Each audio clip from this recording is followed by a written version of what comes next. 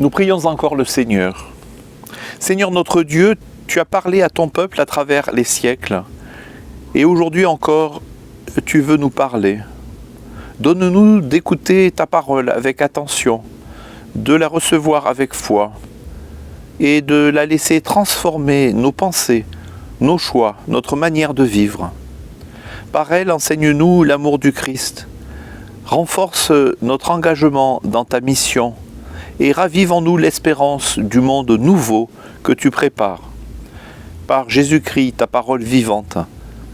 Amen. Écoutons la parole de Dieu.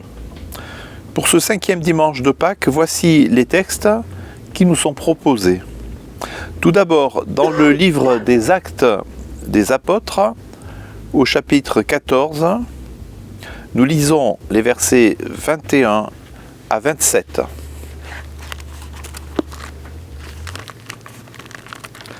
Acte 14, versets 21 à 27. Le lendemain, il partit pour Derbe avec Barnabas. Après avoir évangélisé cette ville et fait un assez grand nombre de disciples, ils retournèrent à Lystre, à Iconium et à Antioche. Ils affermissaient l'âme des disciples, les exhortaient à demeurer dans la foi et disaient « C'est par beaucoup de tribulations qu'il nous faut entrer dans le royaume de Dieu. » Ils firent nommer pour eux des anciens dans chaque église, et après avoir prié et jeûné, ils les recommandèrent au Seigneur en qui ils avaient cru. Ils traversèrent ensuite la Pisidie et vinrent en Pamphylie. Après avoir annoncé la parole à Perge, ils descendirent à Attalie. De là, ils s'embarquèrent pour Antioche, d'où ils avaient été recommandés à la grâce de Dieu pour l'œuvre qu'ils venaient d'accomplir. Verset 27. Après leur arrivée, ils réunirent l'Église et rapportèrent tout ce que Dieu avait fait avec eux, et comment il avait ouvert aux païens la porte de la foi.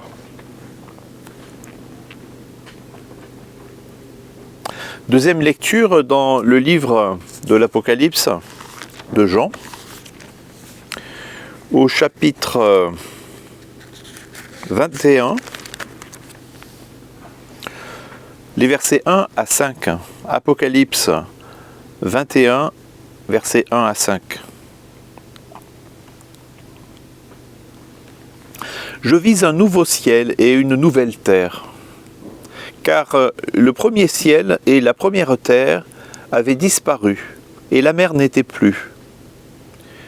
Et je vis descendre du ciel, d'auprès de Dieu, la ville sainte, la nouvelle Jérusalem, prête comme une épouse qui s'est parée pour son époux.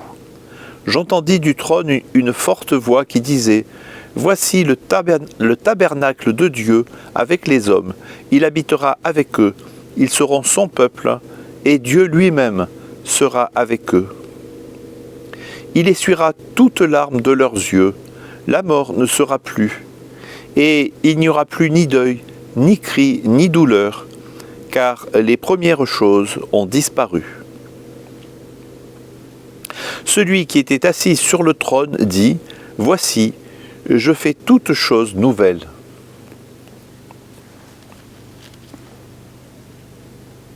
Et enfin, dans le texte de l'Évangile, et nous poursuivons notre lecture de l'Évangile selon Jean, au chapitre 13, nous lisons les versets 31 à 35. Jean 13, versets 31 à 35.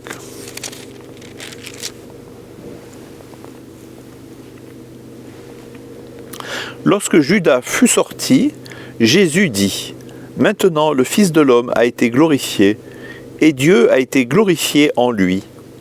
Si Dieu a été glorifié en lui, Dieu aussi le glorifiera en lui-même, et il le glorifiera bientôt. Petits enfants, je suis encore pour peu de temps avec vous. Vous me chercherez. Et comme j'ai dit aux Juifs, là où je vais, vous ne pourrez venir. À vous aussi, je le dis maintenant. Je vous donne un commandement nouveau. Aimez-vous les uns les autres, comme je vous ai aimé. Vous aussi, aimez-vous les uns les autres. À ceux-ci, tous connaîtront que vous êtes mes disciples, si vous avez de l'amour les uns pour les autres. Seigneur, à qui d'autre irions-nous? C'est toi qui as les paroles de la vie éternelle. Amen.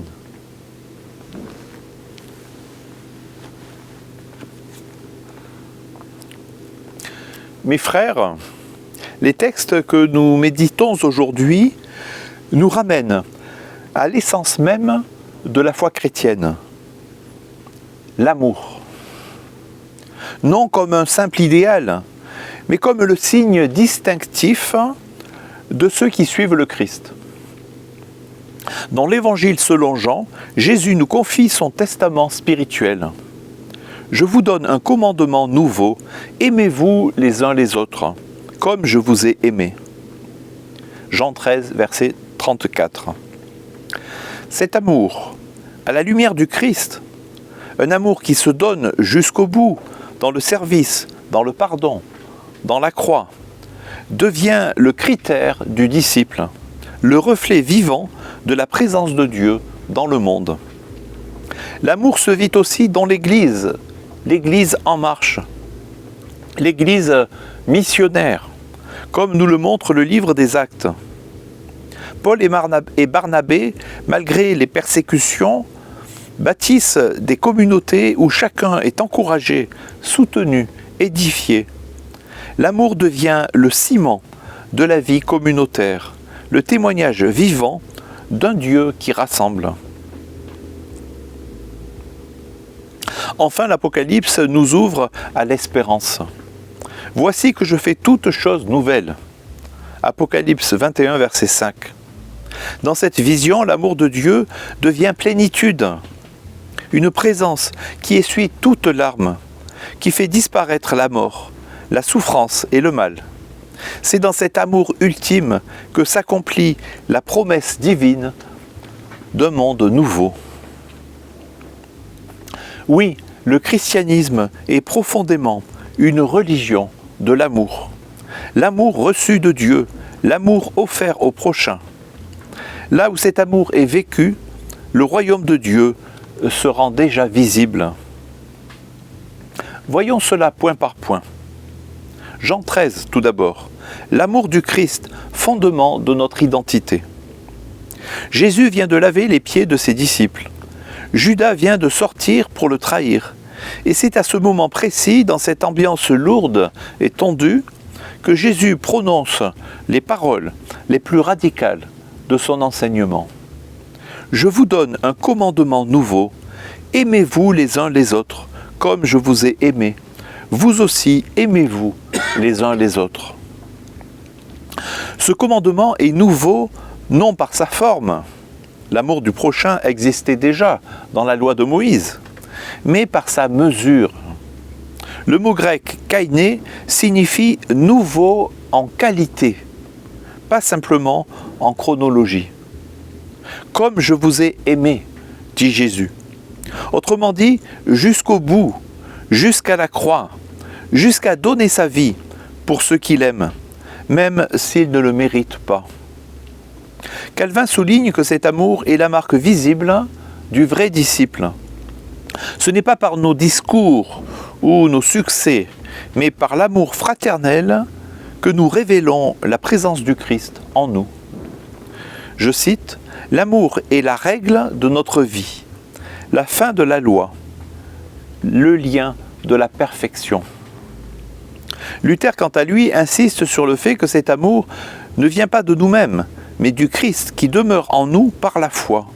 Il nous faut donc recevoir cet amour avant de pouvoir le donner. Je cite, « Le chrétien ne vit pas en lui-même, mais dans le Christ et dans son prochain. Dans le Christ par la foi et dans le prochain par l'amour. »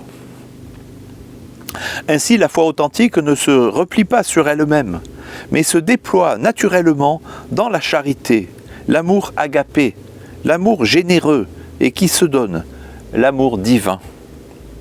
L'amour n'est pas une option, il est le fruit de la foi véritable. Voilà notre point de départ. Si nous ne nous laissons pas aimer par Jésus, si nous ne méditons pas sur l'amour qu'il a eu pour nous, si nous ne comprenons pas le sens véritable et profond de la croix, alors nous ne pourrons pas vraiment aimer les autres comme lui nous aime. Ce commandement devient donc un appel à demeurer en Christ, à vivre de sa grâce, pour que notre amour mutuel devienne signe vivant de l'Évangile. Demeurer en Christ, lui le bon berger, nous l'avons vu dimanche dernier, qui donne sa vie pour ses brebis et qui connaît chacune d'elles par son nom. Lui le cep dont nous sommes les sarments, sans lui impossible de porter du fruit. Vous connaissez peut-être le cantique « Te ressembler Jésus ». Te ressembler Jésus, c'est mon espoir suprême.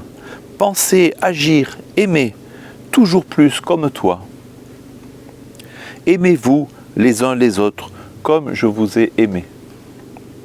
Dans un contexte militaire, cette parole de Jésus prend un sens très concret et vital.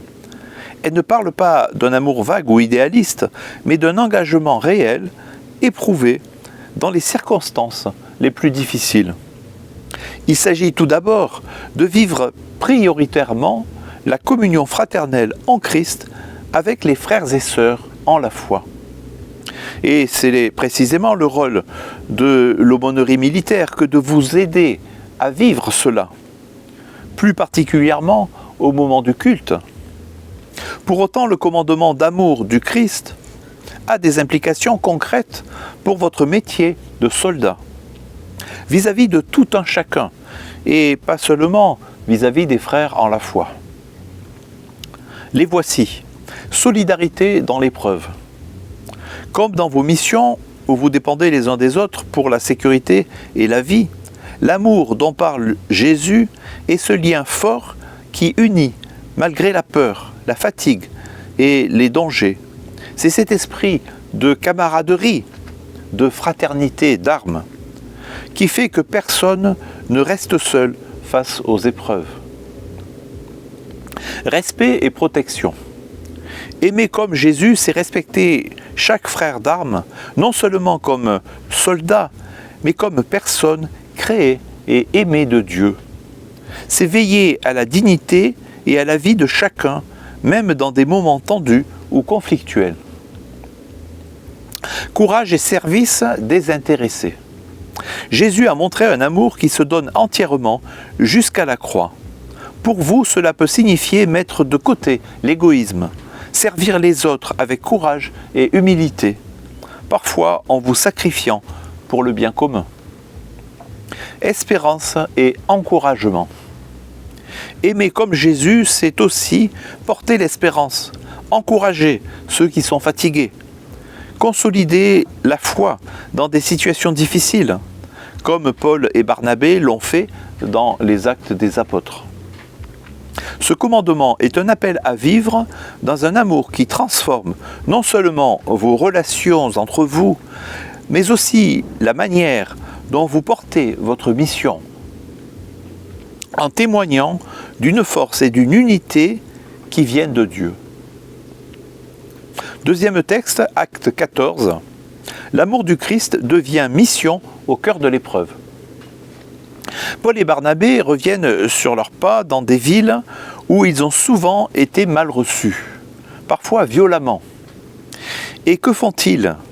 Ils affermissent le courage des disciples et ils les exhortent à demeurer dans la foi. Et ils leur rappellent que, c'est le verset 22, c'est par beaucoup de tribulations qu'il nous faut entrer dans le royaume de Dieu. Évidemment, cette parole s'adresse aussi à nous aujourd'hui. C'est par beaucoup d'épreuves, beaucoup de tribulations qu'il nous faut entrer dans le royaume de Dieu. Nous aimerions que la mission chrétienne soit simple, que l'amour suffise à désarmer les résistances. Mais la réalité, c'est que l'amour authentique, celui de Christ, fait face à la souffrance, au rejet, à la croix. Et pourtant, Paul et Barnabé continuent. Pourquoi ? Parce qu'ils sont portés par la certitude que Dieu agit. C'est Dieu qui ouvre la porte de la foi. Ce n'est pas leur force, ni leur charisme. Calvin souligne ici que l'Église n'avance pas par la facilité, mais par la fidélité. C'est dans les épreuves que se forme la vraie foi, que se révèle la puissance de Dieu. Ce que Paul et Barnabé vivent est exactement ce que Jésus avait annoncé. L'amour mis en acte nous engage, nous expose, nous coûte. Mais il ouvre aussi des portes insoupçonnées. Pour mieux comprendre ce que signifie vivre l'amour du Christ, persévérer dans la foi et porter la mission au milieu des difficultés, tournons-nous vers un exemple qui nous parle ici, en Roumanie, Ioannes Onterus. Pour la petite histoire, il était question à un moment donné de donner son nom à notre lieu de culte, jusqu'à ce que notre direction en France change d'avis. Je laisserai néanmoins une plaque avant mon retour en France à sa mémoire que je disposerai dans notre chapelle. Car il est bon de se souvenir de ceux qui nous ont précédés, de nos anciens dans la foi. Ioannes Onterus, né à Brașov, a d'ailleurs donné son nom au plus ancien collège de la Roumanie, que j'ai d'ailleurs eu l'occasion de visiter avec le frère Nicolas, ici présent. Cet homme du XVIe siècle a incarné cette même foi active, cette même confiance en Dieu et cet amour pour son peuple. Il a semé les graines de la réforme protestante en Transylvanie, aidant à fonder des églises solides qui existent encore aujourd'hui. Nous avons d'ailleurs célébré un culte dans l'une d'elles à Chinsor, il y a quelques dimanches de cela. Le padre a lui-même célébré la messe de Pâques dans celle de Cincu. Car oui, ici dans la région, nous sommes entourés de ces églises luthériennes fondées par ce fameux Onterus. Et cela est un encouragement pour nous. Son histoire nous encourage à marcher sur ce chemin que Dieu trace pour chacun de nous. Onterus a été un homme qui a incarné au XVIe siècle l'amour du Christ par son engagement profond. Surnommé l'apôtre de la Transylvanie, il a introduit la réforme protestante dans cette grande région, établissant les fondations d'une église fidèle à la parole de Dieu.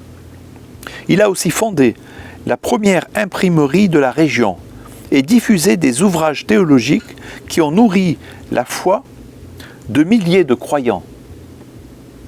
À l'image de Paul et Barnabé qui affermissaient les disciples et installaient des anciens dans les églises.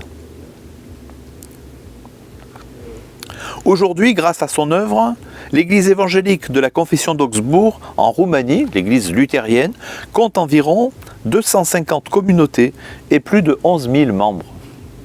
Sa mission a porté du fruit durable, témoignant que la foi véhiculée dans l'épreuve et l'amour concret au service des autres ne sont pas vains. Comme Jésus nous l'a commandé dans l'Évangile et comme Paul l'a vécu dans les Actes, Onterus a su aimer son peuple, l'affermir dans la foi, malgré les épreuves, et garder les yeux fixés sur la promesse de Dieu, ce monde nouveau où toutes choses seront renouvelées. Que cet exemple nous encourage à notre tour à vivre dans cet amour, à nous engager dans la mission et à garder ferme l'espérance. J'en viens maintenant à notre troisième et dernier texte. Apocalypse 21. L'amour du Christ trouve son accomplissement dans la gloire. Nous avons commencé avec l'amour du Christ donné à ses disciples. Puis, vu comment cet amour les entraîne dans la mission malgré les tribulations. Et maintenant, nous arrivons à l'horizon final de notre foi. Je cite, « Je vise un nouveau ciel et une nouvelle terre. » Voici le tabernacle de Dieu avec les hommes. Il essuiera toute larme de leurs yeux. Ce texte ne parle pas d'un rêve abstrait. Il annonce la pleine réalisation de la promesse du Christ. Celui qui a dit « Aimez-vous comme je vous ai aimé » est aussi celui qui fera toutes choses nouvelles. Il ne s'agit pas seulement de consoler, il s'agit de recréer, de restaurer ce que le péché, la mort et la souffrance ont déformé. Calvin commente cette vision comme la plénitude de la communion entre Dieu et les hommes, une restauration de la présence de Dieu perdue au Jardin d'Éden.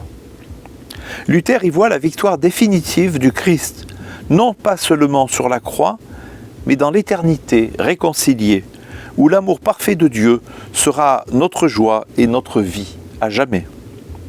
Ce que nous vivons maintenant, nos efforts d'aimer, nos épreuves dans la mission, nos larmes, tout cela trouve un sens, une direction, une espérance. Nous marchons vers la Jérusalem nouvelle, non pas par nos mérites, mais parce que Dieu lui-même vient à notre rencontre pour habiter avec nous à jamais, quand le Christ reviendra dans sa gloire. Voyons cela point par point. Verset 1. Une création nouvelle. Je vise un nouveau ciel et une nouvelle terre. Car le premier ciel et la première terre avaient disparu et la mer n'était plus. Calvin commente, Jean nous montre que le renouvellement ne sera pas seulement spirituel, mais aussi cosmique.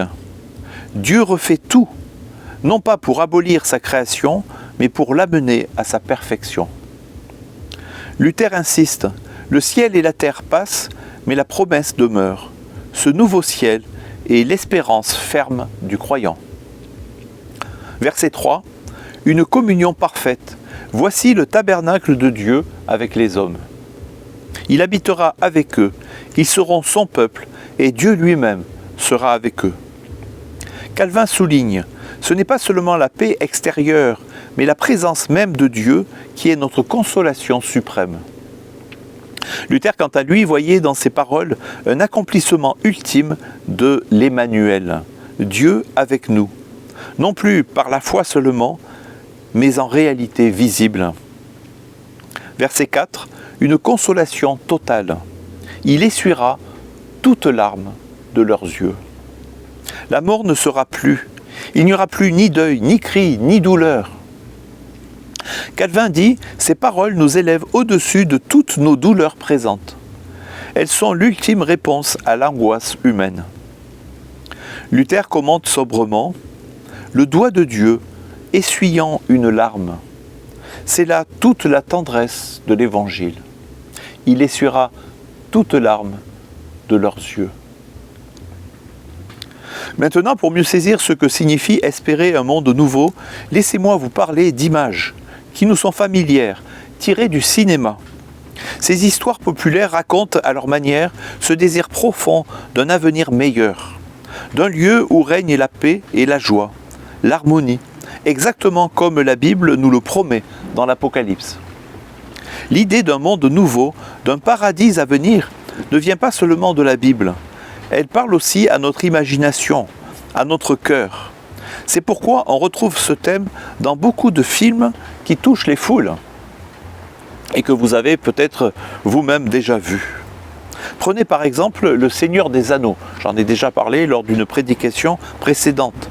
Après une longue bataille contre le mal, un nouveau temps de paix renaît.